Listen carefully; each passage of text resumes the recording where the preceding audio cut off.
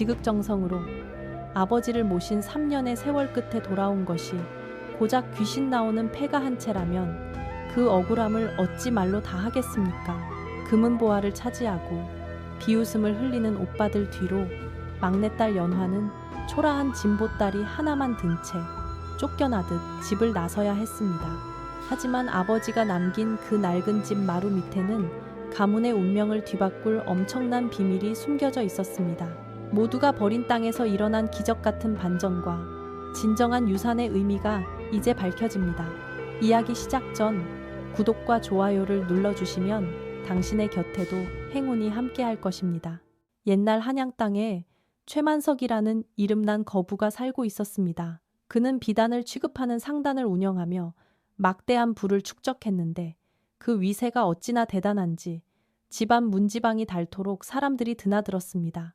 최만석에게는 슬하에 이남 일녀가 있었는데 그는 뼛속까지 남존여비 사상에 젖어있는 위인이었습니다. 큰아들 최달수에게는 가업을 잇게 하겠다며 일찍이 상단의 중요한 일을 맡겼고 둘째 아들 최다로에게는 과거에 급제하여 가문을 빛내라며 최고의 스승을 붙여주었습니다.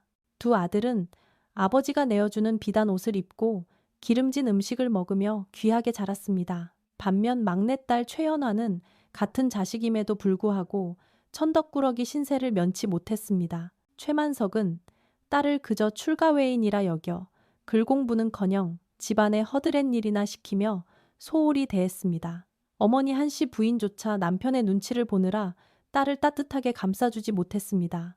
연화는 오빠들이 좋은 옷을 입고 외출할 때 부엌 구석에서 식은 밥을 먹으며 눈물 짓곤 했지만 타고난 성품이 곱고 착하여 부모를 원망하는 법이 없었습니다. 그러던 어느 날 평생 건강할 것만 같았던 최만석에게 청천벽력 같은 불행이 닥쳐왔습니다. 갑자기 원인 모를 중병을 얻어 자리에 눕게 된 것입니다. 용하다는 의원들이 줄을 지어 다녀갔지만 하나같이 고개를 가로저으며 혀를 찰 뿐이었습니다. 병석에 누운 지 어느덧 3년이라는 긴 시간이 흘렀습니다.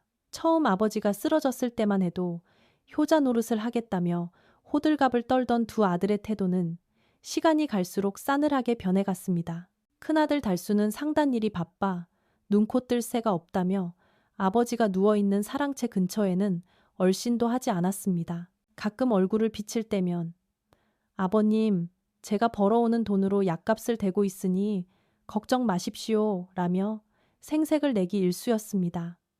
둘째 다로 역시 마찬가지였습니다. 과거 공부를 핑계로 친구들과 어울려 시외를 다니고 술을 마시느라 아버지를 찾지 않았습니다. 어머니 한씨 부인 또한 연로하여 병수발을 감당하기 힘들어지자 결국 병든 아버지를 돌보는 몫은 오롯이 막내딸 연화에게 돌아왔습니다. 연화는 불평 한마디 없이 아버지의 곁을 지켰습니다.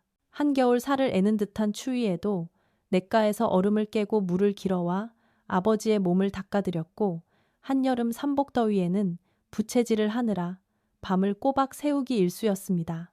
아버지가 고통에 신음할 때마다 연화는 자신의 손가락을 깨물어 피를 내어 먹이고 싶을 만큼 안타까워하며 눈물을 흘렸습니다. 지독한 약냄새가 온몸에 배고 고운 손이 거칠어져도 연화는 아버지를 원망하지 않았습니다. 오히려 자신이 더 잘 보살피지 못해 아버지가 쾌차하지 않는 것 같다며 자책할 뿐이었습니다. 최만석은 비록 몸은 움직일 수 없었지만 정신만은 또렷하여 집안 돌아가는 꼴을 낱낱이 지켜보고 있었습니다. 그는 병상에 누워서야 비로소 깨닫게 되었습니다. 자신이 금지옥엽으로 키운 아들들은 정작 자신이 가장 힘들 때 곁에 없었고 평생 구박만 했던 막내딸만이 진심으로 자신을 위하고 있다는 사실을 말입니다. 밤마다 자신의 마른 손을 꼭 잡고 쾌유를 비는 연화의 기도 소리를 들으며 최만석은 뜨거운 참회의 눈물을 흘렸습니다. 내가 평생 헛살았구나. 껍데기만 화려한 아들놈들에게 정신이 팔려 진짜 보석 같은 내 딸을 알아보지 못했어. 최만석의 가슴은 뒤늦은 후회로 찢어질 듯 아팠습니다. 죽음의 그림자가 서서히 다가오던 어느 늦가을 밤, 최만석은 자신의 운명이 다했음을 직감했습니다. 그는 마지막 힘을 짜내어 연화의 손을 잡았습니다. 거칠어진 딸의 손을 어루만지며 그는 마음속으로 깊은 결심을 하게 됩니다. 단순히 재물을 물려주는 것이 아니라 자식들이 각자의 그릇에 맞는 삶을 살게 하고 특히 고생만 시킨 딸에게 진정한 행복을 찾아주기 위한 마지막 가르침을 준비해야겠다고 다짐했습니다. 그것은 아버지로서 그가 할 수 있는 마지막 속죄이자 어리석었던 지난날을 바로잡을 수 있는 유일한 기회였습니다. 최만석은 흐릿해지는 의식 속에서도 연화를 바라보며 앞으로 펼쳐질 일들이 딸에게 실현이 될지라도 결국에는 큰 복이 되어 돌아오리라 굳게 믿으며 눈을 감았습니다. 최만석의 장례는 한양 바닥이 떠들썩할 정도로 성대하게 치러졌습니다. 수많은 조문객이 다녀가고 곡소리가 끊이지 않았지만 정작 상주인 두 아들의 눈에는 슬픔보다 아버지의 유산에 대한 탐욕스러운 기대감이 서려 있었습니다. 사무제를 지내고 난 뒤 집안의 어른인 문중 숙부와 가족들이 사랑채에 모였습니다. 드디어 최만석이 남긴 유언장을 공개하는 날이 온 것입니다. 방 안에는 팽팽한 긴장감이 감돌았습니다. 달수와 다로는 마른 침을 삼키며 숙부의 입만 바라보고 있었고 어머니 한씨 부인 또한 초조한 기색을 감추지 못했습니다. 구석에 조용히 무릎을 꿇고 앉아있는 연화만이 담담한 표정으로 바닥을 응시할 뿐이었습니다. 숙부가 떨리는 목소리로 유언장을 읽어 내려가기 시작했습니다. 내 평생 피땀 흘려 모은 재산을 자식들에게 다음과 같이 분배하노라. 모두의 귀가 쫑긋해졌습니다. 장남 최달수에게는 대대로 내려오는 종로의 99칸 기와집과 경기도 일대의 문전 옥답 전부를 물려준다. 그 말이 떨어지기가 무섭게 달수의 얼굴에 화색이 돌았습니다. 종로의 기와집은 한양에서도 손꼽히는 저택이었고 기름진 논밭은 평생 놀고 먹어도 남을 만큼 막대한 재산이었습니다. 달수는 벅찬 감정을 억누르며 아버님, 이 못난 자식을 끝까지 믿어주셨군요. 가문을 잘 지키겠습니다. 라고 소리쳤습니다. 이어 숙부가 다음 구절을 읽었습니다. 차남 최다로에게는 남대문 시장의 알짜배기 비단, 가게 2채와 장사 미천으로 은자 500냥을 물려준다. 다로 역시 입이 귀에 걸릴 듯 벌어졌습니다. 남대문 시장의 가게는 자리가 좋아 앉아서 돈을 긁어모으는 곳이었고 은자 500냥이면 당장이라도 큰 상단을 꾸릴 수 있는 거금이었습니다. 두 아들은 서로의 눈을 마주치며 만족스러운 미소를 교환했습니다. 한씨 부인도 아들들이 제 몫을 챙긴 것에 안도하며 고개를 끄덕였습니다. 이제 마지막으로 연화의 차례가 되었습니다. 숙부는 잠시 헛기침을 하더니 난처한 듯 미간을 찌푸리며 유언장을 읽었습니다. 그리고 막내딸 연화에게는 방 안의 공기가 순식간에 차갑게 가라앉았습니다. 달수와 다로도 호기심 어린 눈으로 귀를 기울였습니다. 북촌 산자락 끝에 있는 낡은 폐가 한 채를 물려준다. 순간 정적이 흘렀습니다. 잘못 들은 것이 아닌가 싶어 모두가 귀를 의심했습니다. 북촌의 폐가라면 수십 년 동안 사람이 살지 않아 흉가나 다름없는 곳이었습니다. 지붕은 무너져 내리고 담장은 허물어져 도저히 사람이 살 수 없는 귀신이 나온다는 소문까지 도는 버려진 집이었습니다. 침묵을 깬 것은 달수의 비웃음 소리였습니다. 하하하, 아버님도 참 짙게 쓰시지. 그 귀신 나오는 폐가를 주시다니. 하긴 출가 외인인 딸 자식에게 집 한 채라도 주신 게 어디냐. 다로도 거들며 낄낄거렸습니다. 맞아 형님, 그 집 땅값이라도 받으려면 귀신부터 쫓아내야겠구나. 연화야, 너는 참 복도 없다. 두 오빠의 조롱 섞인 웃음소리가 연화의 가슴을 후벼 팠습니다. 연화는 믿을 수가 없었습니다. 지난 3년 동안 밤잠을 설쳐가며 아버지를 간호한 대가가 고작 무너져가는 폐가라니 억울함에 눈시울이 뜨거워졌지만 연화는 입술을 꽉 깨물어 눈물을 참았습니다. 어머니 한씨 부인마저 차가운 목소리로 말했습니다. 네, 팔자가 그런 것을 어쩌겠느냐. 여자로 태어나 오라비들 틈에서 그 정도라도 받은 것을 다행으로 여겨라. 더 이상 욕심 부리지 마라. 가족들의 냉대와 비웃음 속에서 연화는 깊은 절망감을 느꼈습니다. 하지만 문득 아버지가 돌아가시기 직전 자신의 손을 잡고 보여주었던 그 간절했던 눈빛이 떠올랐습니다. 아버지께서 아무 이유 없이 저에게 그런 곳을 주셨을 리가 없어. 분명 무슨 뜻이 있으실 거야. 연화는 떨리는 손으로 유언장을 받아들었습니다. 그리고 가족들을 향해 조용하지만 단호하게 말했습니다. 아버님의 뜻을 따르겠습니다. 감사히 받겠습니다.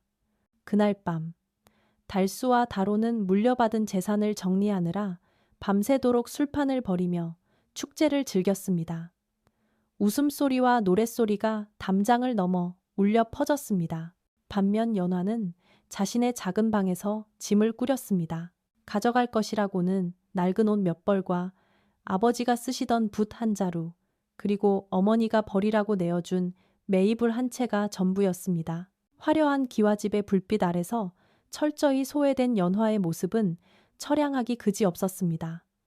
다음 날 아침 일찍 연화는 가족들에게 작별 인사를 고했습니다. 그러나 달수와 다로는 늦잠을 자느라 코빼기도 비치지 않았고 한시 부인은 가서 잘 살아라 라는 무미건조한 말 한마디만 남긴 채 등을 돌렸습니다. 연화는 씁쓸한 미소를 지으며 정든 집을 나섰습니다. 등 뒤로 닫히는 대문 소리가 쿵 하고 가슴을 때렸습니다. 이제 그녀 앞에는 험난한 북촌 산길과 금방이라도 무너질 듯한 폐가만이 기다리고 있었습니다. 하지만 연화의 발걸음은 멈추지 않았습니다. 비록 빈손이었지만 그녀의 가슴 속에는 아버지를 향한 믿음이라는 작은 불씨가 타오르고 있었기 때문입니다. 북촌 산자락을 오르는 길은 험하고 가팔랐습니다. 연화의 고운 꽃씨는 금세 흙투성이가 되었고 숨은 턱 밑까지 차올랐습니다. 해가 뉘엿뉘엿 질 무렵에야 겨우 도착한 그곳은 생각보다 훨씬 더 처참했습니다. 잡초가 허리춤까지 자라 마당을 뒤덮었고 기와는 반쯤 깨져 하늘이 훤히 올려다 보였으며 기둥마다 거미줄이 쳐져 있어 마치 귀곡성을 방불케 했습니다. 마을 사람들은 낯선 여인의 등장에 쑥덕거렸습니다. 채채, 저런 곱게 자란 규수가 어쩌다 이런 흉가로 쫓겨왔을꼬. 사흘도 못 버티고 도망갈 게 뻔해. 그들의 눈빛에는 동정심보다는 호기심과 경계심이 가득했습니다. 연화가 우물가에서 물이라도 기르려 하면 아낙네들은 슬금슬금 피했고 아이들은 돌을 던지며 귀신 사는 집에 귀신 마녀가 왔다 라고 놀려댔습니다. 뼛속까지 시려오는 외로움과 서러움에 연화는 밤마다 이불을 뒤집어 쓰고 소리 죽여 울었습니다. 하지만 날이 밝으면 그녀는 눈물을 닦고 다시 일어섰습니다. 썩은 석가래를 보수하고 마당에 잡초를 뽑고 찢어진 창호지를 바르며 폐가를 조금씩 사람이 살 수 있는 곳으로 만들어 갔습니다. 그러던 어느 날 밤 하늘이 뚫린 듯 억수 같은 장대비가 쏟아졌습니다. 천둥 번개가 요란하게 치던 그때 밖에서 다급한 비명소리가 들려왔습니다. 살려주세요. 집이 무너집니다. 연화가 문을 박차고 나가보니 옆집에 사는 꼬부랑 할머니가 빗속에 주저앉아 통곡하고 있었습니다. 낡은 초가 지붕이 비바람을 견디지 못하고 무너져 내린 것입니다. 연화는 망설임 없이 빗속으로 뛰어들었습니다. 자신의 몸이 젖는 것은 아랑곳하지 않고 할머니를 부축하여 자신의 집으로 모셨습니다. 그러고는 낫과 멍석을 들고 다시 밖으로 나가 밤새도록 비를 맞으며 할머니네 지붕을 임시로 고쳤습니다. 다음 날 아침 비가 그치고 마을 사람들이 밖으로 나왔을 때 그들은 믿을 수 없는 광경을 목격했습니다.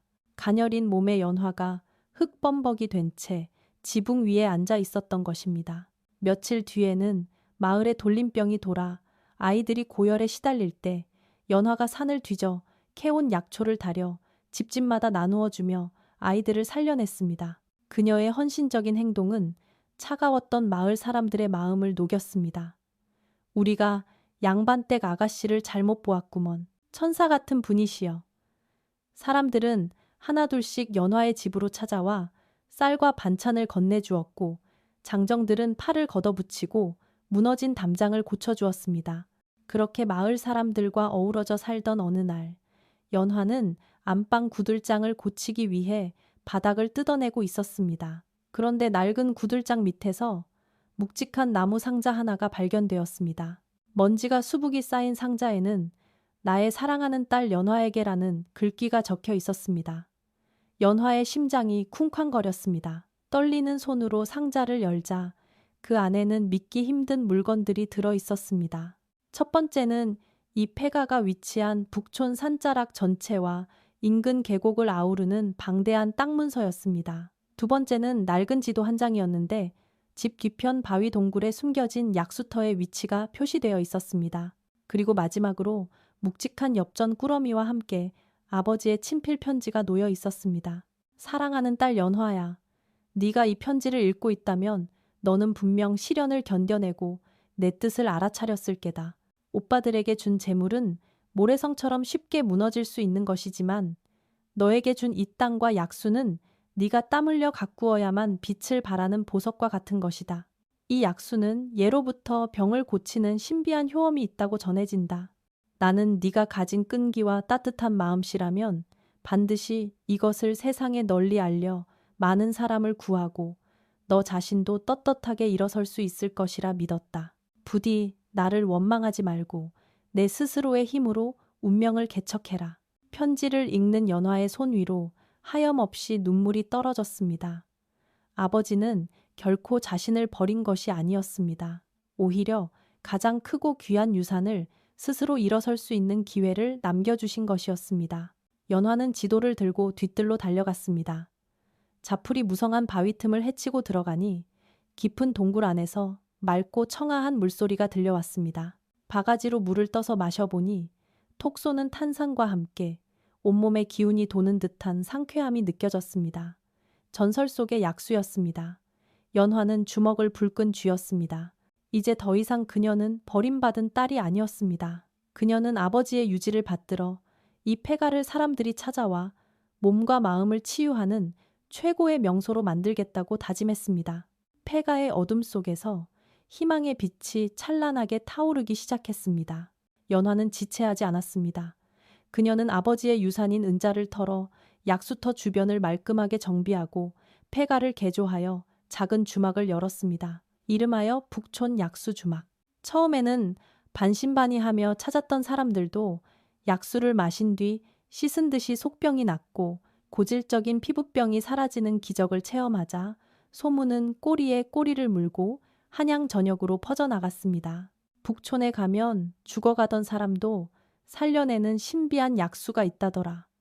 여기에 연화의 정갈한 손맛이 더해지니 금상첨화였습니다. 산에서 직접 캔 나물로 무친 찬과 정성껏 빚은 탁주는 천하일미라 칭송받았습니다.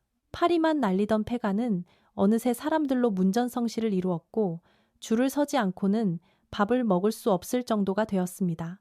연화는 혼자 힘으로 감당할 수 없어 마을 사람들을 일꾼으로 고용했습니다. 한때 그녀를 마녀라 놀리던 마을 사람들은 이제 그녀를 연화 아씨라 높여 부르며 진심으로 존경하고 따랐습니다.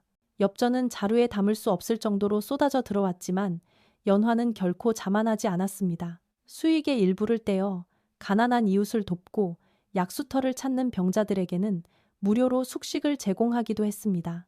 그녀의 덕망은 날이 갈수록 높아져 이제 그녀는 단순한 주막 주인이 아니라 북촌 일대를 호령하는 거상으로 성장하고 있었습니다. 반면 한양의 본가에서는 정반대의 상황이 벌어지고 있었습니다. 아버지의 막대한 유산을 물려받은 두 아들은 마치 경쟁이라도 하듯 재산을 탕진하기 시작했습니다. 장남 최달수는 농사일이라고는 낯 한 번 잡아본 적이 없는 위인이었습니다. 그는 소작인들이 올해는 가뭄이라 수확이 없습니다 라고 거짓 보고를 올려도 현장 한번 나가보지 않고 그럼 내 땅을 팔아서라도 돈을 가져오라고 호통만 쳤습니다. 매일 기생집을 드나들며 친구들에게 술을 사느라 돈을 물쓰듯 썼고 비단 옷 한 벌 값이 서민들의 집 한 채 값과 맞먹는 사치를 부렸습니다. 고가는 밑 빠진 독처럼 비어가기 시작했습니다. 급기야 노름판에 손을 대면서 가세는 걷잡을 수 없이 기울었습니다. 종로의 99칸 기와집이 남의 손에 넘어가기까지는 불과 2년이 걸리지 않았습니다. 내가 누군지 아느냐? 나는 최만석의 장남이다. 라고 소리쳐 보았자 돌아오는 것은 빚쟁이들의 매몰찬 주먹질 뿐이었습니다. 차남 최다로의 몰락은 더욱 빨랐습니다. 그는 장사 경험도 없으면서 귀동냥으로 들은 정보만 믿고 무리한 투자를 감행했습니다.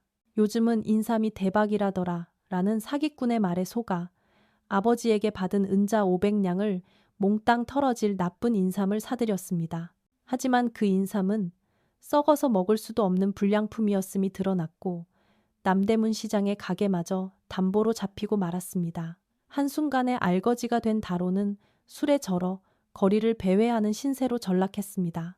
두 아들이 이토록 처참하게 무너지는 꼴을 지켜봐야 했던 어머니 한씨 부인의 가슴은 숯검정처럼 타들어갔습니다. 화려했던 가문이 풍비박산 나고 당장 끼니를 걱정해야 하는 처지가 되자 그녀는 문득 쫓겨난 막내딸 연화가 떠올랐습니다.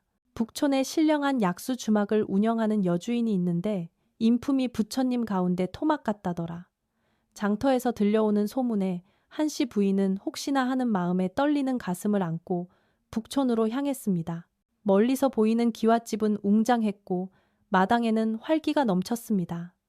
그리고 그 중심에 비단 옷을 단정하게 차려입고 인자한 미소로 손님을 맞이하는 여인, 바로 자신의 딸 연화였습니다. 3년 전 초라하게 쫓겨났던 그 딸이 아니었습니다. 당당하고 기품 있는 여장부의 모습이었습니다. 한씨 부인은 차마 다가가지 못하고 대문 기둥 뒤에 숨어 입을 틀어막고 오열했습니다. 자신이 그토록 구박했던 딸은 스스로의 힘으로 저토록 훌륭하게 일어섰는데 금지옥엽 키운 아들들은 패가 망신하여 길거리에 나앉게 생겼으니 이 모든 것이 자신의 업보인 것만 같았습니다. 그때 인기척을 느낀 연화가 고개를 돌렸습니다. 어머니? 연화의 목소리에 한씨 부인은 그 자리에 주저앉고 말았습니다. 뒤늦은 후회의 눈물이 그녀의 주름진 볼을 타고 하염없이 흘러내렸습니다. 어머니! 연화는 흙바닥에 주저앉은 어머니를 와락 껴안았습니다. 그동안 가슴속에 꾹꾹 눌러 담아왔던 그리움과 서러움이 한순간에 터져나왔습니다. 한씨 부인은 딸의 등을 쓰다듬으며 하염없이 미안하다는 말만 되뇌었습니다. 그리고 며칠 뒤 어머니의 연락을 받고 북촌으로 찾아온 달수와 다로의 몰골은 차마 눈뜨고 볼 수 없을 지경이었습니다. 한때 한양 바닥을 주름잡던 비단 옷은 온데간데 없고 기워 입은 누더기를 걸친 채 며칠을 굶었는지 피골이 상접해 있었습니다. 그들의 눈빛에는 오만함 대신 비굴함과 굶주림만이 가득했습니다. 연화야, 우리 좀 살려다오. 갈 곳이 없다. 밥 한 끼만 다오. 천하를 호령할 듯 기세등등했던 오빠들이 동생 앞에 무릎을 꿇고 머리를 조아렸습니다. 연화는 그들을 차갑게 내치지 않았습니다. 따뜻한 국밥과 깨끗한 잠자리를 내어주어 줄인 배를 채우고 지친 몸을 뉘게 했습니다. 하지만 그것이 전부는 아니었습니다. 다음 날 아침, 연화는 오빠들을 불러 단호한 표정으로 말했습니다. 오라버니들, 제가 잠시 머물 곳은 드릴 수 있으나 공짜 밥을 드릴 수는 없습니다. 이곳에서는 일하지 않는 자는 먹지도 못합니다. 오늘부터 주마기를 거두세요. 달수에게는 장작 패기와 물 떼는 일을, 다로에게는 설거지와 마당 청소를 맡겼습니다. 평생 손에 물 한 방울 묻히지 않고 살아온 두 사람은 양반 체면의 천한 종놈들이나 하는 일을 하게 된 것에 대해 불만이 하늘을 찔렀습니다. 감히 우리에게 이런 일을 시키다니. 두고 보자. 그들은 겉으로는 순종하는 척했지만 속으로는 딴 마음을 품고 있었습니다. 연화의 안방 깊숙한 곳에 보관된 은자 가득한 돈꾀를 훔쳐 도망가 다시 한양에서 재기할 헛된 꿈을 꾸기 시작한 것입니다. 보름달이 구름에 가려져 사위가 캄캄한 어느 밤, 달수와 다로는 살금살금 연화의 방으로 숨어들었습니다. 그들이 떨리는 손으로 돈꾀의 자물쇠에 손을 뻗으려는 순간 등불이 환하게 켜지며 연화의 차가운 목소리가 들렸습니다. 오라버니들, 지금 무엇을 하시는 겁니까? 연화는 잠들지 않고 앉아서 그들을 기다리고 있었습니다. 당황한 두 사람이 아니, 우리는 그저 하며 말도 안 되는 변명을 늘어놓으려 할 때였습니다. 와장창 갑자기 주막 대문이 부서질 듯 열리며 횃불을 든 험상류는 사내들이 마당으로 들이닥쳤습니다. 한양에서 달수와 다로를 쫓아온 악명 높은 빚쟁이들이었습니다. 이 쥐새끼 같은 놈들, 산골짜기에 숨어 있으면 모를 줄 알았느냐. 당장 빌려간 돈을 내놓지 않으면 이 주막에 불을 지르고 내 놈들 뼈를 추려가겠다. 빚쟁이 우두머리가 시퍼런 칼을 휘두르며 위협하자 달수와 다로는 공포에 질려 사시나무 떨듯 떨며 연화의 치마폭 뒤로 숨었습니다. 살려주게! 한 번만 봐주게! 비굴하게 목숨을 구걸하는 오빠들의 모습은 처량하기 그지없었습니다.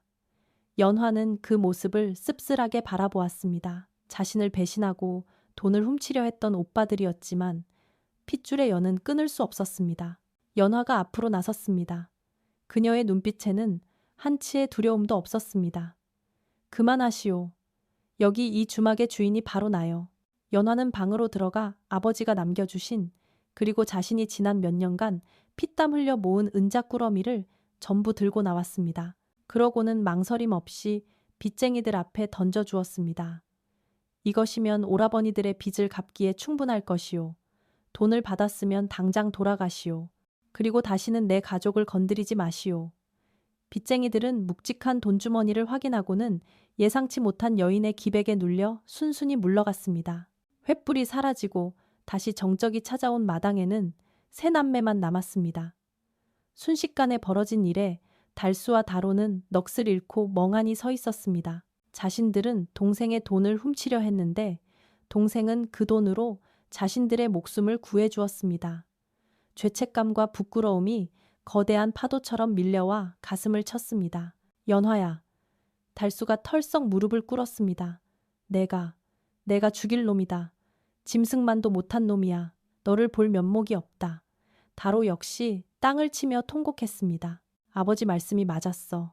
우리는 껍데기만 양반이었지 사람 새끼도 아니었구나. 우리를 용서해 다오. 두 오빠의 진심 어린 참회의 눈물이 마당의 흙을 적셨습니다. 그것은 탐욕과 허영으로 얼룩진 과거를 씻어내는 눈물이었습니다. 연화는 조용히 다가가 오빠들의 어깨를 감싸 안았습니다. 오라버니들, 이제야 진짜 가족이 된 것 같습니다. 그것은 용서이자 진정한 화해의 시작이었습니다. 그날 밤의 뜨거운 참회 이후 북촌 약수 주막에는 이전과는 전혀 다른 새로운 바람이 불기 시작했습니다. 달수와 다로는 개과천선이라는 말이 무색할 정도로 완전히 다른 사람이 되어 있었습니다. 해가 뜨기도 전인 새벽녘, 가장 먼저 일어나 마당을 쓰는 것은 다름 아닌 큰오빠 달수였습니다. 예전 같으면 아랫사람들이나 하는 천한 일이라며 코웃음 쳤을 일이지만 이제 그는 누구보다 성실하게 빗자루를 잡았습니다. 무거운 장작을 패고 산을 오르내리며 식재료를 나르는 그의 이마에는 항상 구슬땀이 맺혀 있었지만 그 얼굴에는 더 이상 불평이나 불만 대신 건강한 활력이 넘쳐 흘렀습니다. 둘째, 오빠 다로 역시 마찬가지였습니다. 그는 붓을 잡았던 솜씨로 주막의 장부를 꼼꼼하게 정리하고 손님들에게 음식을 나르며 깍듯하게 예의를 갖췄습니다. 어서 오십시오. 물맛 좋고 인심 좋은 북촌 주막입니다. 다로의 우렁찬 인사소리는 주막에 활기를 불어넣었습니다. 손님들은 저 사람들이 정말 한양에서 소문난 남봉꾼 형제들이 맞소? 사람이 달라져도 저렇게 달라질 수가 있나? 하며 혀를 내둘렀지만 그들의 변화된 모습에 칭찬을 아끼지 않았습니다. 형제들은 비로소 깨달았습니다. 남이 거저준 돈을 쓰는 쾌락보다 내 손으로 땀 흘려 번 돈 한 푼이 얼마나 더 달콤하고 소중한지를 말입니다. 어머니 한씨 부인 또한 주막의 안주인으로서 제 몫을 다했습니다. 그녀는 주방 한편에 앉아 손님들의 옷깃을 기워주거나 며느리처럼 살가운 딸 연화를 도와 밑반찬을 다듬었습니다. 한때 서로를 원망하고 시기했던 가족들이 한 지붕 아래 모여 서로의 눈을 맞추고 웃으며 밥을 먹는 풍경. 그것은 최만석이 그토록 보고 싶어 했던 진정한 가족의 모습이었습니다. 어느 보름달이 환하게 뜬 밤, 연화는 홀로 마당에 나와 하늘을 올려다보았습니다. 달빛은 은은하게 주막을 비추고 있었고 방 안에서는 어머니와 오빠들의 도란도란한 이야기 소리가 들려왔습니다. 연화는 품속에서 아버지의 낡은 편지를 꺼내 다시 한번 읽어보았습니다. 진정한 유산은 재물이 아니라 스스로 일어서는 힘과 가족을 아끼는 마음이다. 아버지의 글귀가 비로소 가슴 깊이 사무쳤습니다. 아버지는 단순히 딸에게 재산을 물려준 것이 아니었습니다. 시련을 통해 단단해질 수 있는 기회를, 그리고 무너진 오빠들과 어머니를 다시 품을 수 있는 넉넉한 마음의 그릇을 만들어 주신 것이었습니다. 연화는 밤하늘을 향해 조용히 속삭였습니다. 아버지, 보고 계시지요? 저희 가족, 이제 정말 행복합니다. 아버지의 깊은 뜻을 이제야 다 헤아렸습니다. 감사합니다. 그리고 사랑합니다. 시간이 흘러 북촌 약수 주막은 단순한 식당을 넘어 전국 팔도에서 사람들이 찾아오는 명소가 되었습니다.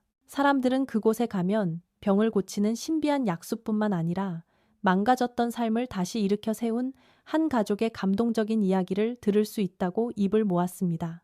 최달수와 최달호는 훗날 자신들이 직접 번 돈으로 작은 땅을 사서 정직하게 농사를 짓고 장사를 하며 다시 가문을 일으켰지만 결코 교만해지는 법이 없었습니다. 그들은 평생 동생 연화를 생명의 은인이자 집안의 기둥으로 모시며 우애 있게 지냈습니다. 연화는 늙어서도 주막을 지키며 가난하고 힘든 이들에게 베푸는 삶을 살았고 그녀의 이름은 북촌의 살아있는 부처로 불리며 오래도록 사람들의 존경을 받았습니다. 겉보기에 화려한 기와집과 금은보화는 뜬구름처럼 사라졌으나 시련 속에서 피어난 가족애와 땀의 가치는 영원히 빛나는 보석이 되어 최씨 가문을 지켜주었습니다. 이것이야말로 최만석이 자식들에게 남기고 싶었던 세상 무엇과도 바꿀 수 없는 진짜 유산이었습니다. 이야기는 여기서 끝을 맺습니다. 여러분, 오늘 들려드린 폐가로 쫓겨난 효녀와 아버지의 숨겨진 유산 이야기 어떻게 들으셨나요? 아버지가 남긴 진짜 보물은 땅 문서가 아니라 자식들이 스스로 깨우치길 바랐던 마음이었다는 사실이 큰 울림을 줍니다. 오늘 이야기에서 여러분의 가슴을 가장 뜨겁게 만들었던 장면은 무엇인가요? 겉모습만 보고 딸을 무시했던 가족들의 후회였나요? 아니면 모든 것을 용서하고 오빠들을 품어준 연화의 넓은 마음이었나요? 여러분이 느낀 점을 자유롭게 댓글로 남겨주세요. 여러분의 소중한 의견은 더 좋은 이야기를 만드는데 큰 힘이 됩니다. 그럼 저는 다음 시간에 더 재미있고 감동적인 옛날 이야기로 다시 찾아오겠습니다. 감사합니다.